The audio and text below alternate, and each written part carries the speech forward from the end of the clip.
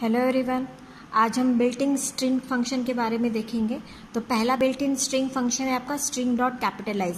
String dot capitalise ये function आपको क्या करेगा, आपके स्ट्रिंग का जो पहला लेटर है, पहला कैरेक्टर है, वो कैपिटल करके शो करेगा आपको स्ट्रिंग, है ना। तो देखिए यहाँ पे एग्जाम्पल है, return a copy of a string with its first character capitalise. I love my India dot capitalise में आप देखेंगे आई जो है ये कैपिटल रिटर्न होके आया है और बाकी string same as it is है। Now the next is string dot find. अब फाइंडिंग में क्या है कि हमको सब स्ट्रिंग फाइंडिंग करनी होती है, मतलब एक स्ट्रिंग में हमको कोई पर्टिकुलर स्ट्रिंग या मल्टीपल कैरेक्टर्स हमको स्ट्रिंग करने हैं। Returns the lowest index in string where the substring sub is found. Lowest string का क्या मतलब है कि जो पहला कैरेक्टर इसको मिलता है वो कौन से पोजीशन पे मिल रहा है, with the slice range of the start and and, है ना। इस स्लाइसिंग रेंज में आपको वो कैरेक्टर सब स्ट्रिंग का पहला कैरेक्टर कहाँ पे मिलता है ना।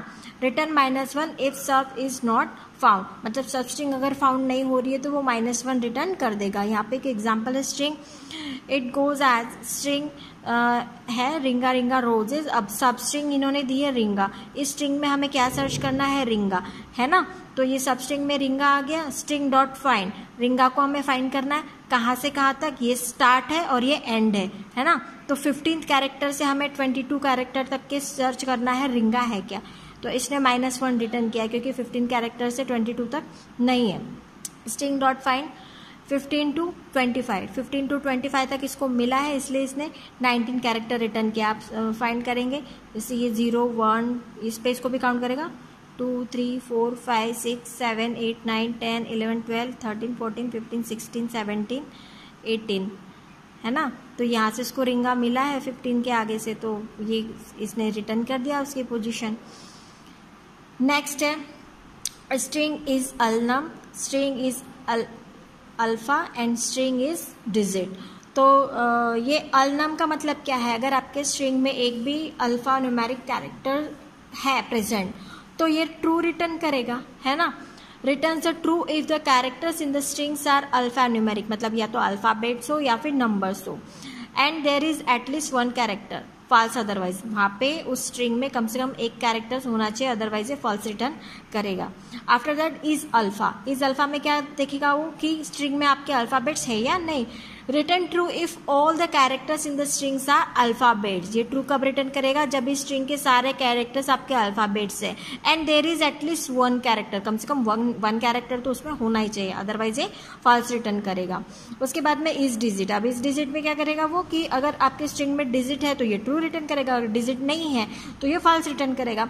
Return true if all the characters in strings are digits, there must be at least 1 digit, कम से कम एक डिजिट तो होना ही चाहिए, otherwise it returns the false. तो यहाँ पे कुछ एग्जांपल दिए हैं, जैसे स्ट्रिंग में आपका ABC 1 2 3 डाला है, स्ट्रिंग 2 में हेलो, स्ट्रिंग 3 में 1 2 3 4 5 एंड स्ट्रिंग 4 में ब्लैंक स्पेस है ना। तो इस अलनम को चेक करेंगे तो इस अलनम में क्या हो रहा है, अल्फा कैरेक्टर्स भी न्यूमेरिक भी है, तो ये स्ट्रिंग जो है आपकी ट्रू ही रिटर्न करेगी। फिर स्ट्रिंग 2 को चेक करना है इस अलनम है क्या, तो अल्फाबेट्स तो है ही है और न्यूमेरिक्स भी है, तो ये ट्रू रिटर्न करेगा। फिर स्ट्रिंग 3 में क्या है, इज अलनम, अब अल्फाबेट नहीं है लेकिन न्यूमेरिक तो है, इसलिए उसने ट्रू रिटर्न किया। स्ट्रिंग 4 फॉल्स रिटर्न करेगा क्योंकि स्ट्रिंग 4 में आपकी खाली ब्लैंक स्पेस है और कुछ भी नहीं है। ठीक उसी तरह का इस अल्फा को हम अगर देखेंगे तो स्ट्रिंग में इज अल्फा अगर देख रहे हैं तो फॉल्स रिटर्न कर रहा है। क्यों फॉल्स रिटर्न, क्योंकि इसमें नंबर्स भी है और अल्फाबेट्स भी है, तो इसको सिर्फ अल्फाबेट्स चाहिए। स्ट्रिंग डॉट इज अल्फा, ये ट्रू रिटर्न करेगा क्योंकि स्ट्रिंग 2 में आप देखिए हेलो डाल रखा है, पूरे के पूरे अल्फाबेट्स है। स्ट्रिंग 3 में पूरे न्यूमेरिक कैरेक्टर्स है, तो यहाँ पे अब इज अल्फा चेक करोगे तो ये फॉल्स रिटर्न करेगा ऑब्वियसली, एंड स्ट्रिंग 4 में कुछ नहीं है तो ये फॉल्स रिटर्न करेगा। आफ्टर दैट इस डिजिट को अगर चेक करेंगे तो पहले स्ट्रिंग में ABC 1 2 3 अभी फॉल्स रिटर्न करेगा क्योंकि सिर्फ डिजिट्स ही नहीं है तो अल्फाबेट्स भी है। उसके बाद में स्ट्रिंग 2 ऑब्वियसली फॉल्स है क्योंकि सारे के सारे उसमें कैरेक्टर्स दिए हुए हैं। फिर स्ट्रिंग 3 में इज डिजिट, ये ट्रू आना चाहिए, आपके बुक में मिसप्रिंट है, आप करेक्शन कर लीजिएगा, और तो यहाँ पे ट्रू आना चाहिए, और स्ट्रिंग 4 में जो है इज डिजिट ये फॉल्स आना चाहिए। नेक्स्ट है आपका इज स्पेस। अब इज स्पेस क्या रिटर्न करता है कि क्या देखता है, फाइंड करता है कि आपके स्ट्रिंग में कोई ब्लैंक स्पेस या वाइट स्पेस है क्या, है ना। अगर है तो वो ट्रू रिटर्न करेगा। Return true if there are only one white space characters in the string, there must be at least one character, it return false otherwise. कम से कम एक सिंगल स्पेस तो भी होनी चाहिए उसमें, है ना।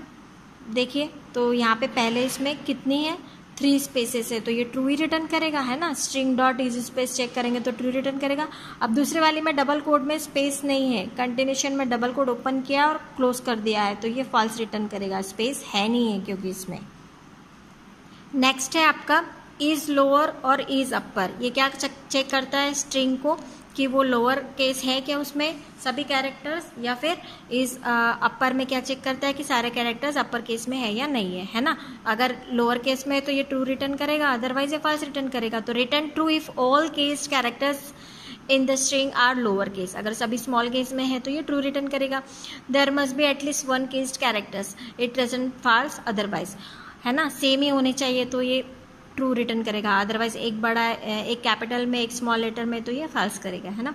अपर इज अपर में क्या करेगा, test whether all the case characters in the string are upper case and require that there is at least one cased character, सभी सेम होने चाहिए अपर केस में। Return true if so and so false otherwise. अब यहाँ पे देखिए string hello, string 2 में there और स्ट्रिंग 3 में गोल्डी। अब स्ट्रिंग पहले में देखेंगे इस लोअर को चेक करें तो ये सारे के सारे लोअर केस में है तो ट्रू ही रिटर्न करेगा। स्ट्रिंग 2 इज लोअर में, अब ये तो लोअर नहीं है, ये अपर केस है तो फॉल्स रिटर्न करेगा।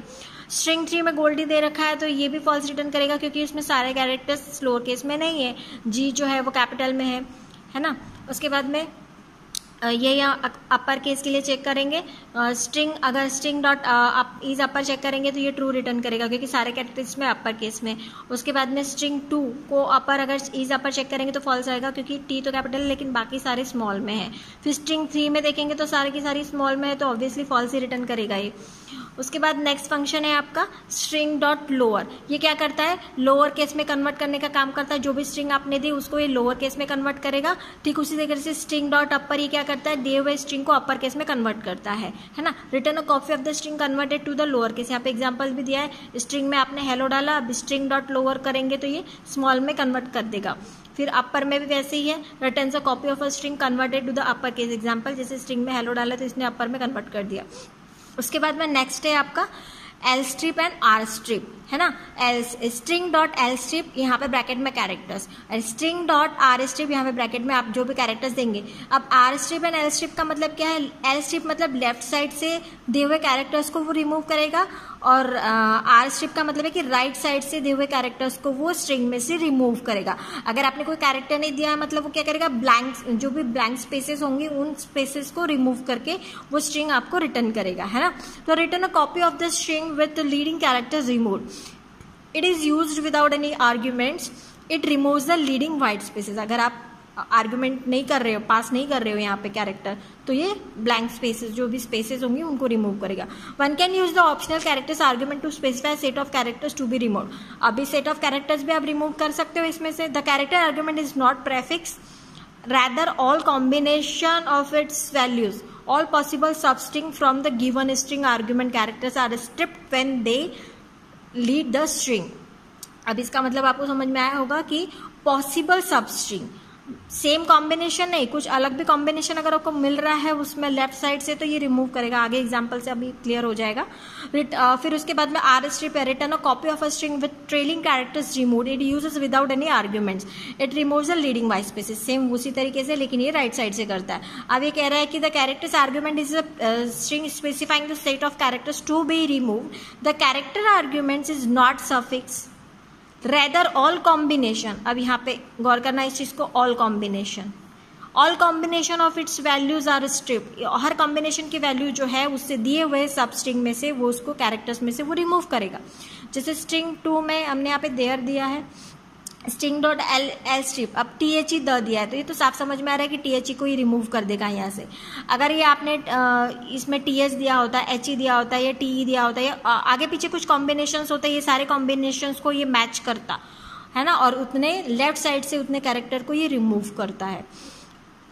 तो आई होप आपके समझ में आया होगा।